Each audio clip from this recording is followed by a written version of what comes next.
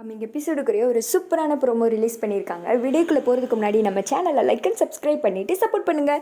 Video வந்துட்டு வேறு லெவலில் இருக்குது. பாரதி நீங்கள் ஆஃபீஸ்க்கு வந்தாலும் தான் வந்தீங்க, மாஸ் ஆகிட்டீங்களே அப்படின்னு தான் சொல்லணும். ஃபஸ்ட்டு சீனில் வந்துட்டு ஸ்வேதா அவங்களோட ஃப்ராட் அம்மா அப்பாவை தான் காமிச்சிட்ருக்காங்க. என்னப்பா இது, இவ பாட்டுக்கு இஷ்டத்துக்கு ஆடு கொடுத்து வச்சுருக்கா. சாரதா குரூப் ஆஃப் கம்பெனிஸில் உடனே 50 பேருக்கு வந்துட்டு அட்வர்டைஸ்மெண்ட் கொடுத்துருக்கா வேலைன்னு. அவள் வந்துட்டு ரொம்ப ஓவராக போய்கிட்டு இருக்காப்பா.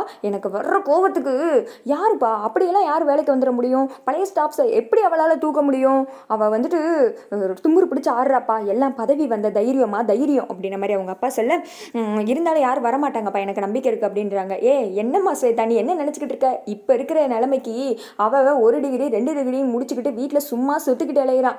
வேலைன்னு சொல்லிட்டா போதும், பெட்டி படிக்கையெல்லாம் தூக்கிட்டு ஆஃபீஸ்லேயே வந்து தூங்கி எழுந்துச்சு அவங்க பாட்டுக்கு வந்துட்டு இன்டர்வியூக்கு வந்துடுவாங்க. நீ என்ன தான் நினச்சிக்கிட்டு இருக்க அப்படின்னு சொல்ல, ஓஹோ அவள் இந்தளவுக்கு யோசிக்கணும், அதை விட நம்ம பயங்கரமாக யோசிக்கணும்ப்பா. சொத்து நமக்கு வரணும், அதுக்காக என்ன வேணால் பண்ணணும். உடனே வந்துட்டு அந்த பாரதியை துண்டக்கணும் துணியக்கணும்னு ஆஃபீஸை விட்டு ஓட வைக்கணும்.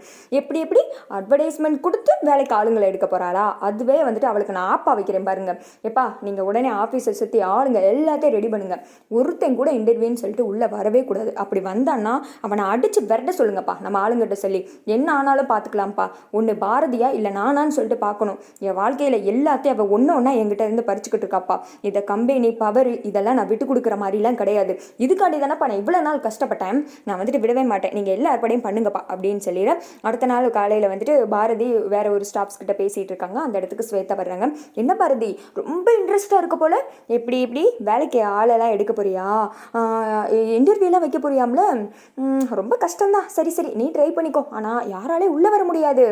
நீ வந்துட்டு பண்ணுறத பண்ணிக்கோ அப்படின்னு சொல்ல, எப்படி அக்கடைச்சோடு அப்படின்ற மாதிரி பாரதி வந்துட்டு லுக்கு விட ஸ்வேதா வந்துட்டு அப்படியே சுற்றி பார்த்துட்டு இருக்காங்க. பாரதி வந்துட்டு அப்படியே நக்கலாக ஸ்வேதாவை பார்க்குறாங்க.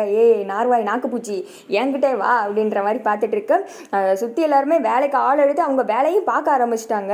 எப்படி நைட்டு வரைக்கும் என் கூட தானே இருந்த, எப்படி இந்த விஷயம் தெரிஞ்சிச்சுன்ற மாதிரி வடிவேல் காமெடி மாதிரி ஸ்வேதா வந்துட்டு அப்படியே அப்பாவையாக நின்றுட்டு இப்படி பண்ணிட்டீங்களே பரமு அப்படின்ற மாதிரி நின்றுட்டு இருக்காங்க.